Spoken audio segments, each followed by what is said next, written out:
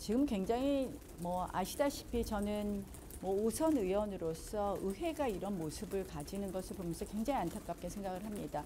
한마디로 의회 민주주의가 완전히 파탄나고 있고 결국은 이 정치의 중심은 국회일 수밖에 없고 국회에서 민주당이 상당한 의회 독재를 지금 계속 해갈 것으로 지금 예견되고 있기 때문에 굉장히 이렇게 제가 이 단일 지도 체제를 선호했던 것처럼 굉장히 강력한 리더십을 갖고 또 강하게 당의 어떤 모든 에너지를 응축시키면서 또 한 축으로는 또 이 민주당과 또 필요에 따라서는 결국은 우리가 여당이기 때문에 책임 있게 또 협상을 해야 되는 그런 리더십이 필요하지 않는가 이런 생각을 합니다.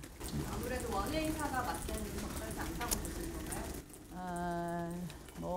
우리가 역대 원외 당대표를 모셔보기도 했는데 어쨌든 싸움의 전장이 정치의 전장이 국회 중심이다 보니까 원외 당대표의 경우에는 좀 그런 부분에 있어서 여러 가지 또 어려움이 있지 않을까 이런 생각을 해봅니다.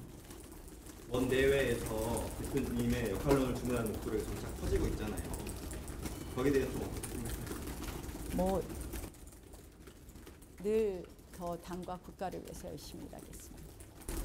원내가 낫다고 당대표가 원내가 낫다고 말씀하신 게 사실상 한동훈 위원장 겨냥해서 말씀하신 게 아니냐는 해석이 좀 나오는데 어떻게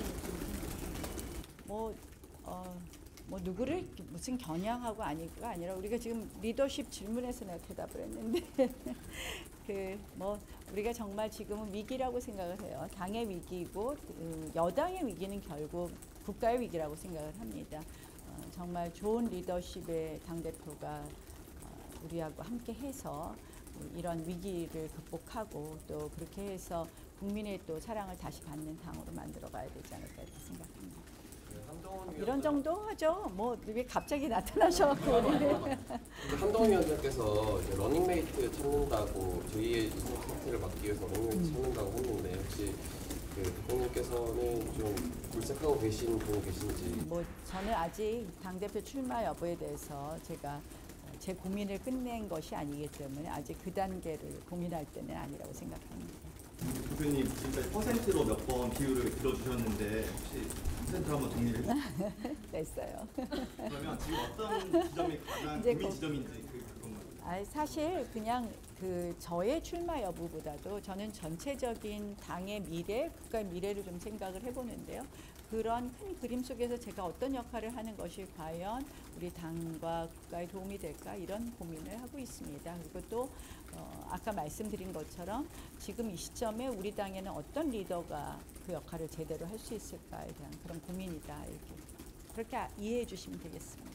오늘 바뀐 전대로 8대2 개정된 게 혹시 전당대회 출마 여부에 좀 고민하시는데 좀 영향을 끼칠까요? 큰 영향을 주는 것은 아니고요. 제가 아까 드린 말씀처럼 결국 지금 정말 저는 당의 위기라고 생각을 합니다. 법사위원장을 우리가 가져오지 못한 것, 결국 법사위원장까지도 그들이 가져간 것, 이건 굉장히 나쁜 관행이거든요. 사실 이제 의회에 오래 있었던 사람으로서 제가 이제 오늘 아침 라디오 인터뷰에서도 얘기했지만 김영호 국회의장이 전화를 하셨어요. 18대 때 우리가 202석이었어요. 범여권이. 그리고 그러니까 정의당하고 민주당이 98석인데도 우리가 이 원구성 합의를 88일을 거쳐서 했습니다. 김영호 의장님이 본인이 그때 국회의장을 7월 10일이나 돼서 국회의장 취임을 했다는 말씀을 하십니다. 그만큼 우리는 국회에서 합의 정신을 존중해서 그렇게 원구성 합의를 지난한 과정을 거쳐서 했는데 지금 민주당이 하는 것은 너무 일방적인 독재이다. 그리고 상임위원회를 어떻게 지금 열고 있는 건지도 다 아실 겁니다. 국회법상 의사일정은 협의하게 되어 있다. 이 규정 때문에 우리 당 의원들을 마음대로 본인들이 상임위에 배정하고 간사까지 본인들이 임명해서 지명을 한 거죠. 그래서 본인들이 간사로 지명한 의원들한테 문자로 의사일정 오늘 상임위 하는데 이런 식으로 협의하는 그런 요식행위를 거치고 있습니다. 이게 의회라고 생각합니까? 저는 굉장히 분노할 수밖에 없고요. 사실 이 나쁜 관행을 하나씩 쌓아가는 것 자체가 의회 민주주의를 완전히 파탄내는 겁니다.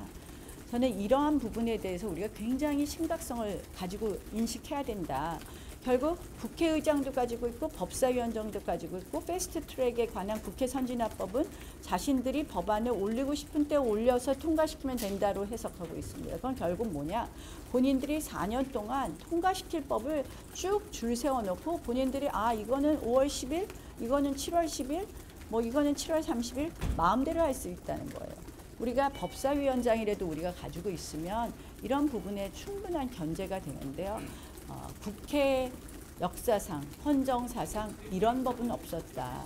저는 이런 정말 민주당의 말도 안 되는 의회 독재에 대해서 우리가 국민들께 더 알려야 되고요. 이러한 의회 독재에 대해서 강하게 맞설 것은 맞서고 그러나 여당이기 때문에 우리가 또 끌어내야 될 것은 끌어내야 되는 아주 정말 우리 당으로서는 최대 위기 상황이라고 생각합니다. 대표님 정말 죄송한데 당권 대권 분리 전통을 유지해야 한다고 라디오에서 말씀 주셨는데 적어도 지금 전당대회 출마하는 후보자들은 이 부분에 있어서 좀 입장을 밝혀야 된다고 보실까요? 뭐 그거는 당연히 밝히겠죠. 그리고 뭐 지금 어쨌든 저는 늘 어느 정당이든 다양한 후보군이 있는 것이 좋다고 생각을 합니다. 그러니까 대권 후보군도 우리가 많으면 많을수록 좋다라는 생각이고요. 당권 후보군도 요새는 좀 아쉽게 너무 없으니까 자꾸 내 방에 오는 거지. 이렇게 다양하게 많이들 계시고 또 그들이 건강하게 경쟁할 수 있는 그런 플랫폼을 만들어가는 것 그런 것이 가장 중요하지 않나 이렇게 생각을 합니다. 그러니까 아마 차기 당대표도 또 그런 역할을 하면 좋지 않을까 이런 생각도 해봅니다. 출마 여부 자 이제 이 정도까지 하죠. 네. 언제까지 고민이죠? 뭐 고민 후보 등록일까지. 대표님 마지막 원론적으로라도 전당대회 과정에서 연대가 필요한 상황이 올 수도 있어요. 뭐 전당대회 출마 여부에 대해서 내가 입장을 결정한 게 없기 때문에 거기에 그게 대해서는 아니더라도. 뭐 거기에 대해서는 제가 얘기할 건 아닌 것 같아요.